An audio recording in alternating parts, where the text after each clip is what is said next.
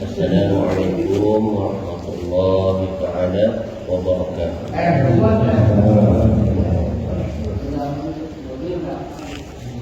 Innal hamdan katsiran kama amara.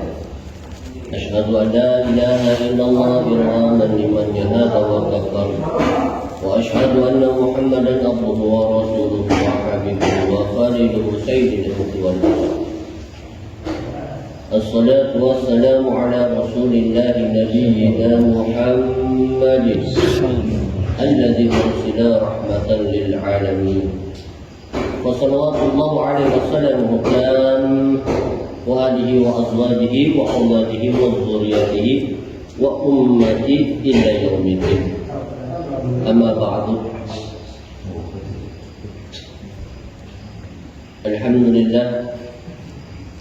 Alhamdulillahi rabbil alamin. Bersyukur kita kepada Allah Subhanahu wa taala, yang mana Allah Subhanahu wa taala memberikan kita suatu perkara yang dahsyat, yaitu kesempurnaan kenikmatan kehidupan yang Allah turunkan untuk diri kita semua. Maka sudah sepatutnya kita selalu bersyukur kepada Allah Subhanahu wa taala yang menghadirkan itu semua, yang mana di dalamnya terdapat rahmah, barokah, ampunan serta hidayah. Sebagaimana yang Allah titipkan semua itu kepada satu makhluk yang amat mulia, Rasulullah sallallahu alaihi wasallam. Maka salawat serta salam sudah sepatutnya alam dunia ini bermunajat atas salawatnya kepada kanjeng Nabi Rasulullah Muhammad sallallahu alaihi wasallam.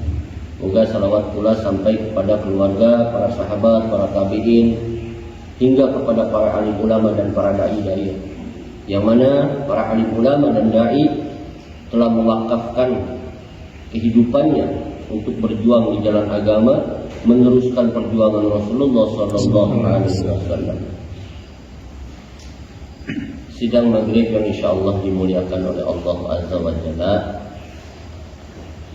Saya duduk di sini bukan untuk menceramahi, karena kalau bicara umur nggak pantas saya menceramahi bapak-bapak yang lebih banyak korban di dunia ini. Kita di sini ngopi aja Pak, ngobrol perkara iman, atau ngeteh ngobrol tentang hidayah. Pak, bahwa Allah Subhanahu wa taala yang saya ketahui dari mulai lahir saya sampai saat ini saya duduk di sini, tidak pernah satu kecil pun atau kekurangan apapun Allah memberikan segala sesuatunya kepada diri kita semua. Wabil khusus saya berbicara. Karena apa? Karena Allah Subhanahu wa taala ingin kita semua bahagia, merasa sukses, bahagia, sejahtera. Allah Subhanahu wa taala inginkan. Maka Allah Subhanahu wa taala menetapkan suatu perkara kesuksesan itu hanya ada di dalam perkara agama. Agama siapa nih? Agama yang telah dibawa oleh Rasulullah Muhammad sallallahu alaihi wasallam. Buktinya apa? Kita perlu bukti, Pak. Enggak hanya sebatas omong biasa. Segala sesuatu Allah telah membuktikan. Nah, buktinya di mana? Di setiap panggilan Allah yang 5 kali yang disampaikan oleh seorang muazin, terselip kalimat hayya 'alal falah, yang kita semua tahu Pak artinya, yaitu marilah kita menuju kemenangan. Nah, kemenangan yang seperti apa? Jadi kemenangan ini memiliki 2 unsur kata, yaitu faiz. Apa itu faiz? Yaitu kesuksesan. Yang kedua apa? Farihaya afrohum, yaitu kebahagiaan. Jadi sejatinya Allah tuh ingin kita sukses dan bahagia. Tapi dengan cara Allah. Bagaimana dengan cara Allah?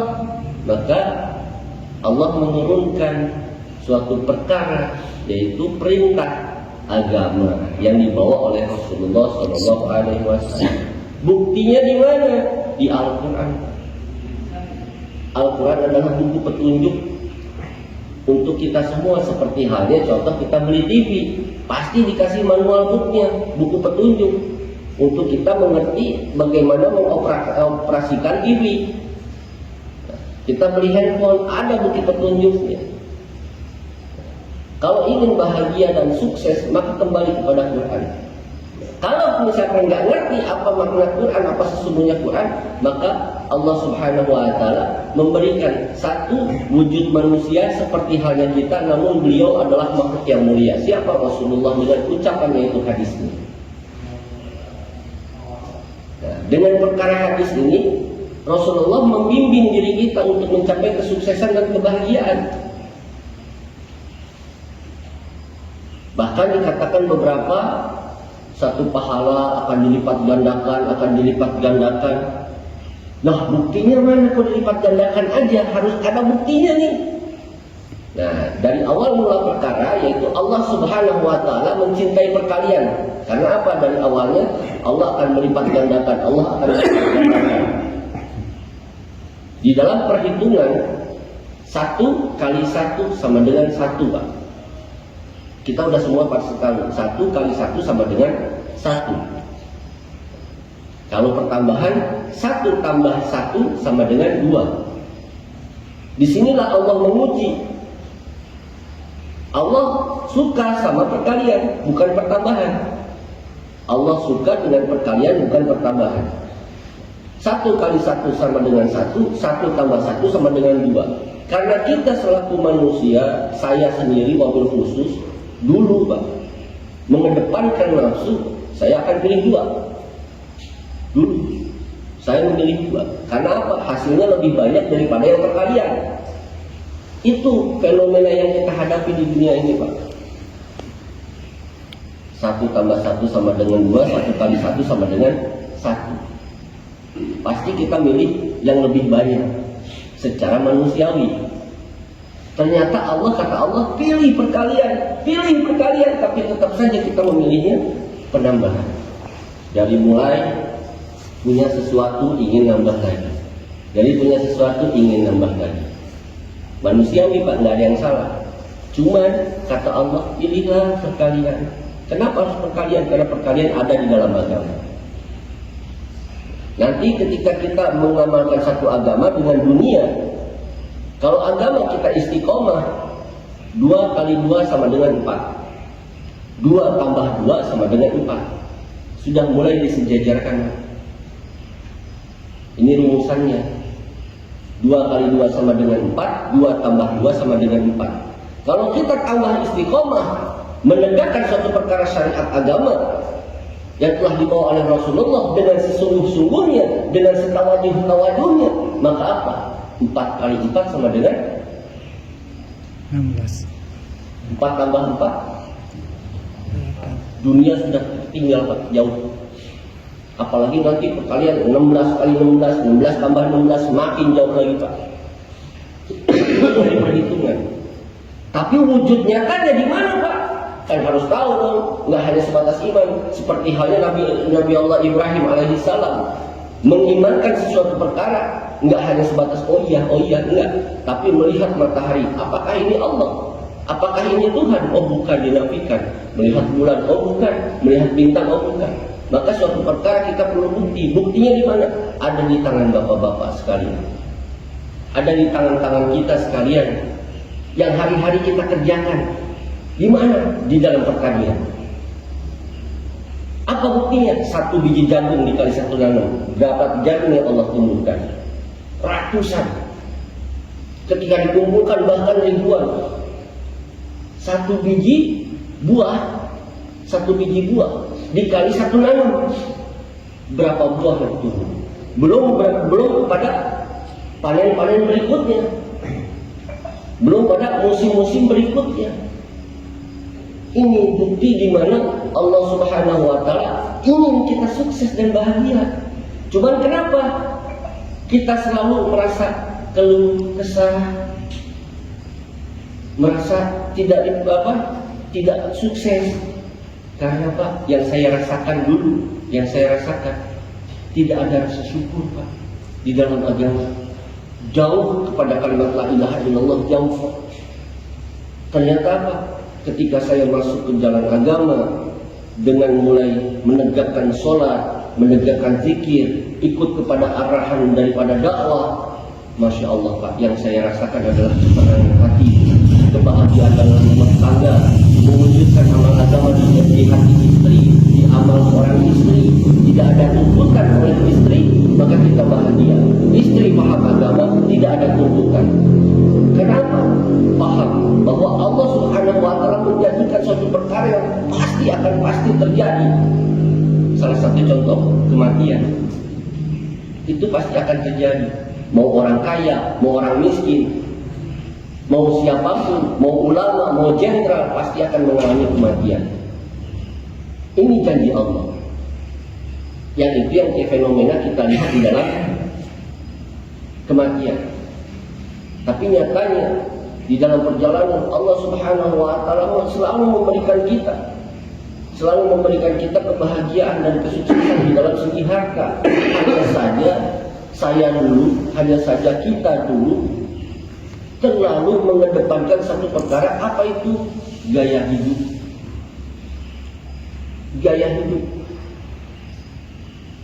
Rasulullah Shallallahu Alaihi Wasallam mengamalkan satu perkara, nabung untuk meningkatkan satu tabungan. Kita pengen punya motor, tabungan belum cukup, kita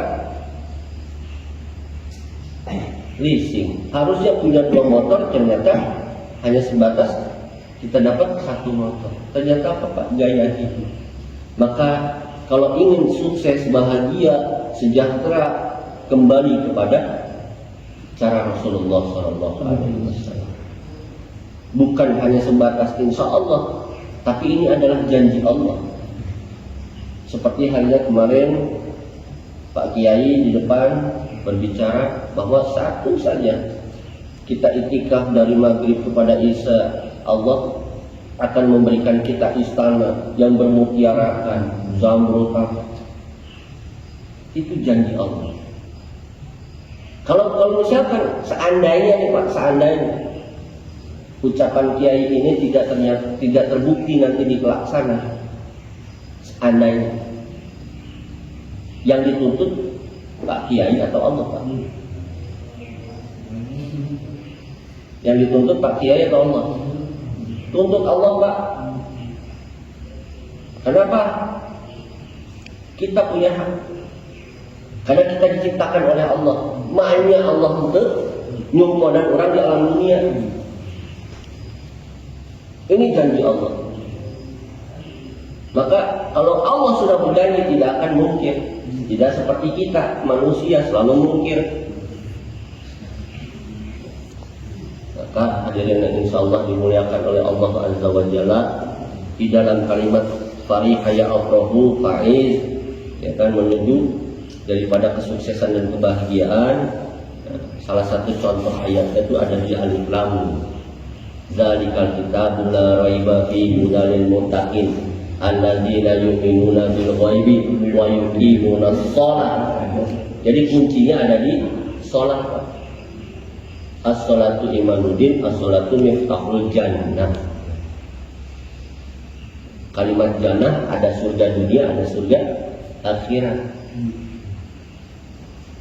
Ada surga dunia, ada surga akhirat. Di mana tempat surga dunia itu?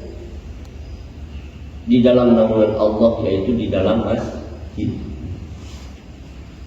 Karena saya merasakan, mungkin Bapak lihat gitu, ngapain itu orang di masjid ninggalin pamajikan, mang poe-poe, mang bulan-bulan, bahkan kalau ulama mah mang tahun-tahun. Karena mereka adalah orang-orang yang senantiasa mendapatkan kebahagiaan.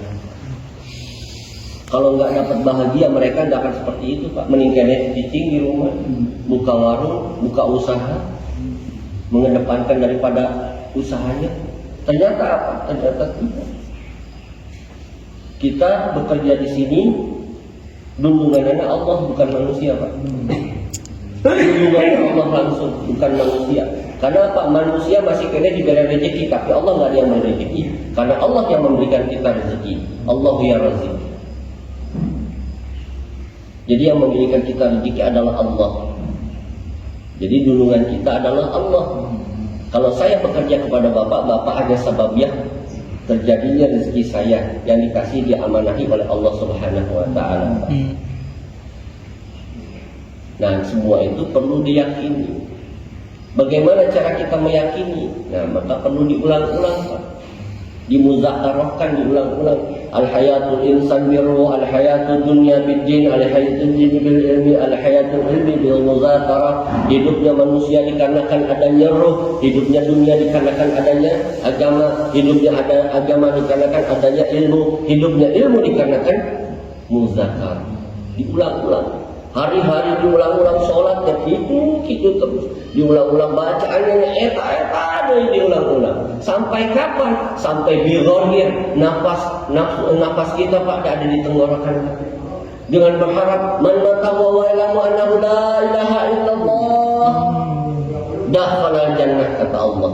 Barang siapa yang mati dia menyebut kalimat la ilaha illallah, maka Allah jamin, bukan manusia yang jamin, Pak, bukan saya yang jamin, bukan Nabi Allah yang jamin, tapi Allah langsung yang jamin untuk masuk ke dalam surga. Man mata wa ya'lamu annahu la ilaha illallah dakhala jannah. Jadi ketika kita mati bigorgir, berharap kepada Allah, ya Allah maafkanlah saya. Ya Allah, terimalah iman dan amal soleh saya. Ya Allah, maafkanlah daripada segala dosa saya, dosa keluarga, ahli keluarga saya, dosa anak-anak saya, dosa cucu-cucu saya.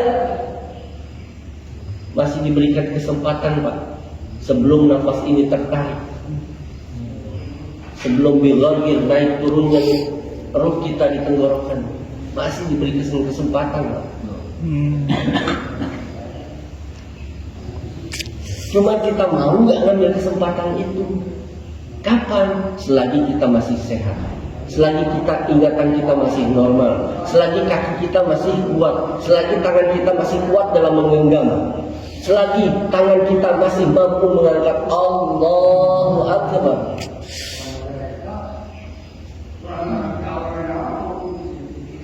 Tuan-tuan yang insya Allah dimuliakan oleh Allah Azza wa Jalla, saya pribadi, wallahi saya katakan demi Allah, bapak-bapak adalah orang-orang yang terpanggil, Pak. Yang terpanggil, buktinya di mana? Ketika azan, Allahu Akbar, yang dipanggil adalah kalimat Allah, Pak. Allahu Akbar, yang dipanggil adalah kalimat Allah. Artinya yang dipanggil adalah Allah. Ya, kalau misalkan sebelum kita lanjutkan, saya mau kasih tamsilan dulu nih, Pak. Kita mau beli bakso, ada tukang bakso. Kira-kira tukang bakso atau tukang somai yang lengkap? Pasti tukang bakso, mual mungkin tukang somai. Begitu sebaliknya, kang somai, mual mungkin tukang bakso lengkap. Pasti kang somai. Allah dikumandangkan oleh seorang muadzin, Allahu Akbar. Ternyata yang datang apa, Pak? Kita. Wallahi, karena apa? Di hati bapak-bapak, di hati kita masih ada Allah di dalam hati. Terpanggil, Pak. Disitulah wujud di mana kita harus punya rasa syukur kepada Allah. Ya Allah, alhamdulillah masih bisa melangkahkan kaki kepada menuju kepada masjid. Yang mana engkau janjikan, barang siapa yang berwudu di rumah dengan sempurna, melangkahkan kaki ke masjid, maka kaki kanan akan diangkat 1 derajat, kaki kiri akan dihapus 1 dosa. Kata siapa, Pak? Bukan kata saya hanya menyampaikan. Karena pesan Rasulullah, balighu anni walau ayat, sampaikanlah walau 1 ayat. Dan ini adalah tugas kita, dakwahnya ada Pak, tugas kita Pak, bukan tugas ulama. Tugas ulama mengajar, tugas kita dakwah, karena kalimat dakwah adalah mengajak. Ayo sholat atos dakwah Pak. Sepertos kieu mah lain dakwah. Sepertos kieu mah disebutkan bayan, menjelaskan satu perkara. Dakwah Pak.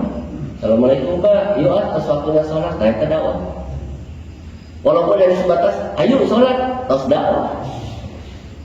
Karena apa? Tidak akan sempurna keimanan seseorang bila mana belum mencintai saudaranya seperti mencintai dirinya sendiri. Apakah tanda bukti kecintaan seorang hamba, seorang umat kepada saudaranya memberikan duit? Bukan Pak. Duit bisa habis Pak. Tapi bagaimana cara cinta kita kepada seorang saudara kita? Ajak daripada kasih sayang Allah. Hindarkan daripada kemurkaan Allah. Ajak sujud Pak. Sujud. Karena apa? Karena Allah rindu Pak. Rasulullah rindu kepada kita Pak.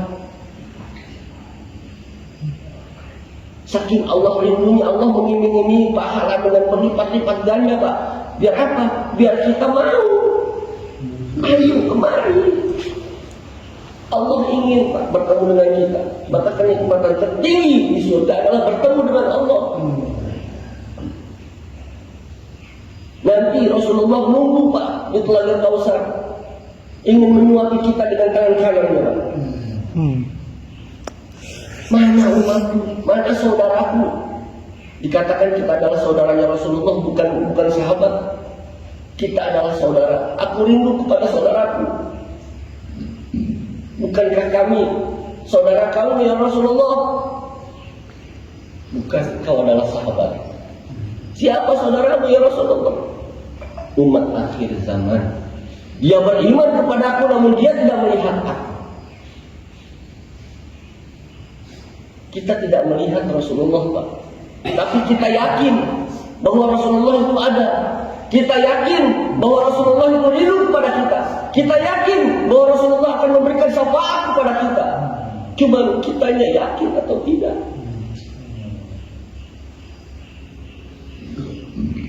Hadirin yang insya Allah dimuliakan oleh Allah Azza wa Jalla. Maka perlu Pak kita renungi perkara ini. Apakah hanya sebatas ini kita hidup? Apakah hanya sebatas 60-70 tahun kita hidup? Kita nggak mau hanya hidup sia-sia Pak. Perjalanan ini masih panjang. Masih ada alam barzakh, masih ada alam mahsyar, jabarut, malakut, mizan dalam perhitungan. Belum, masih jauh lagi menuju akhirat, surga dan neraka kita nggak tahu Pak. Maka yuk kita sama-sama, wabil khusus saya sebagai anak-anak Bapak, sebagai penerus Bapak, sebagai putra Bapak. Ketika saya di sini sebenarnya berharap kami itu bukan saya yang berbicara di sini, tapi yang berharap itu adalah Bapak-bapak, adanya kesan ulama yang memberikan wejangan kepada kita. Karena apa? Dari rumah kita menuju kemari bukan hanya sebatas dakwah, melainkan kita ingin belajar untuk menghidupi kampung-kampung kita Pak. Belajar. Karena apa? Karena di kampung-kampung kita tahu siapa saya. Mereka tuh tahu siapa saya, siapa yang biasa keluar. Wah, si fulan mah kieu, si fulan mah kieu. Jadi lamun berbicara agama pasti akan dihinakan Pak. Saya takut atas hal tersebut mereka dosa akan diri saya. Maka saya belajar keluar menghindari dosa atas diri mereka terhadap diri saya. Saya takut, maka saya belajar keluar 3 hari, 40 hari untuk menghidupkan amal agama yang akan saya bawa ke dalam kehidupan saya sehari-hari. Wabil khusus mahalah saya, disebut mahalah saya itu ya masjid di mana saya, di rumah saya, di kampung saya, di Legok. Oh, caranya menghidupkan amal masjid itu seperti ini ya. oh begini ya caranya, oh tegakkan dakwah ilallah, zikir ibadah, apa lagi, hikmat, taklim wa taklum. Oh ini ya ternyata yang akhirnya menyedot magnet daripada umat. Apa sih yang sebenarnya yang akan diperbaiki oleh dakwah ini, apa sih sebenarnya? Begitu akan pertanyaan, terus akan ada pertanyaan Pak, yaitu imaniyah, ubudiyah, muamalah, muasyarah, yaitu juga akhlak. Kalau imannya bagus, pasti ibadahnya pun akan bagus Pak. Ubudiyahnya pun betul. Kalau ibadahnya bagus, ubudiyah, pastilah akan menegakkan sunnah yang lain dalam perdagangan, perniagaan, usaha, mengikuti contoh Rasulullah sunnah. Nah, kalau muamalahnya bagus, pastilah hubungan di antara manusia pun bagus, yaitu muasyarah, silaturahmi. Karena perdagangan itu sejatinya silaturahmi antara penjual dengan pembeli. Bukan hanya sebatas menjual, gue punya produk, gue jual, gue dapat untung, nggak begitu Pak. Tapi silaturahmi. Bagaimana nanti ketika dia dapat atau membeli barang saya, dia mau balik lagi ke saya. Caranya bagaimana? Ada yang namanya manajemen waktu, dari segi harga, dari segi penampilan, dari segi itu nanti Allah yang akan perbaiki Pak. Allah akan memberikan tamsilan-tamsilan ke akal kita, ilham-ilham ke akal kita. Karena apa? Karena apa yang namanya manusia kalau udah taubat kepada Allah, insya Allah bersih. Bukan saya mengaku diri saya bersih, tapi insya Allah akan bersih. Karena apa? Air akan bergabung dengan air. Air tidak akan pernah bergabung dengan minyak. Sejatinya suatu perkara yang datangnya dari Allah pasti itu suci. Tapi kalau diri kita penuh dengan dosa, bagaikan minyak Pak, jadi air tidak akan pernah menyatu. Maka penghalang daripada rezeki adalah dosa. Jadi perlu kita taubatin Pak. Wabil khusus kemarin kan di bulan Sya'ban kata ulama, perbanyak taubat, perbanyak meningkatkan amal soleh dari mulai yang wajib hingga yang sunnah, dan perbanyak zikir. Nah kalau udah muasyarahnya bagus, sudah dipastikan akhlaknya pun akan bagus. Kalau akhlaknya buruk, sudah dipastikan hubungan manusianya pun akan buruk. Kalau hubungan manusia buruk, ya udahlah. Ngapain masyarakatnya? Budi perkertina goreng ya dunia pastilah muamalahnya pun akan berpengaruh. Nah kalau muamalahnya berpengaruh, jangan dipikirkan adalah dunia, surga, aduh ya Allah itu cuma di Allah itu tidak ada amal wujud. Pastikan ibadahnya akan tertinggal. Kalau di ibadahnya tertinggal, sudah dipastikan karena imannya lemah. Itu Pak yang terlahir daripada amal dakwah akan membentuk 5 perkara: imannya, ubudiyah, muamalah, muasyarah, akhlak. Bukan yang macam-macam. Wah itu mah golongan keke, bukan Pak. Wallahi bukan. Kita hanyalah umat biasa meneruskan dari Rasulullah SAW dengan cinta kasih, dengan cinta damai. Karena apa? Ada satu perkara di dalam kitab 6 sifat sahabat, ikramul muslimin, memuliakan sesama muslim. Ikramul muslimin, memuliakan sesama muslim. Kalau udah menghina, mencaci, wah, menjelek-jelekkan, apalagi sampai membom, wallahi dia bukan Islam Pak. Islam itu rahmatan lil alamin. Tadi di dalam mukadimah saya sebut alladzina ursila rahmatan lil alamin. Itulah Islam, penuh dengan cinta kasih, cinta damai. Kalau misalkan bapak-bapak penasaran bagaimana pergerakan kami selaku jemaah dakwah, bapak boleh melihat satu bukti bagaimana pergerakan jemaah dakwah di London Pak. Di London yang tadinya orang-orang rata-rata non-muslim, bahkan dikatakan oleh Allah di dalam surah Al-Kafirun, ya kafir. Bukan saya yang berbicara kafir, tapi Allah yang berbicara kafir. Tapi kalimat kafir ini adalah kalimat yang paling melebut untuk para mereka yang di luar agama. Nah, ternyata di London sudah sepertiganya, bahkan hampir lebih, sudah menjadi Islam semua Pak. Asbabiyah dakwah. Di Roma sudah menjadi Islam. Di Amerika baru kemarin terjadi kebakaran, ternyata banyak yang masuk Islam. Nah, sedangkan perlu kita pertanyakan, bagaimana dengan kita yang sudah dari kecil Islam? Ini pertanyaannya, bagaimana yang sudah dari kecil kita Islam? Perlu kita pikirkan, perlu kita renungi, nggak perlu kita melihat kanan kiri, fokus kepada diri kita sendiri. Kalau adanya perbedaan, karena memang Allah melahirkan kita dengan berbeda. Adanya pun golongan A, golongan B, golongan C, itu tidak jadi masalah. Karena itu memang fitrah. Sejatinya muka saya sama muka bapak beda. Sudah pasti pandangan kepahaman dengan pandangan kepahaman bapak pasti beda. Tapi itu bukan masalah. Yang jadi masalah ketika kita menyalahi pola paham orang lain. Menyalahi sudah menyalah-nyalahkan, itu udah jadi masalah, Pak. Harusnya bagaimana Islam? Silih ngebangun, silih support, silih ngajak, silih asih, itulah Islam. Yuk, mulai kita sama-sama rapatkan perasaan kita. Jangan biarkan setan masuk ke dalam saf-saf kita, Pak. Eratkan tangan kita, walaupun mereka berbeda, biarkan, karena tujuan kita adalah lillahi ta'ala. Tujuan kita adalah ridwan daripada Allah. Tujuan kita adalah rahmat Allah. Tujuan kita adalah pada hidayah Allah. Tujuan kita adalah pada surga-surganya Allah subhanahu wa ta'ala.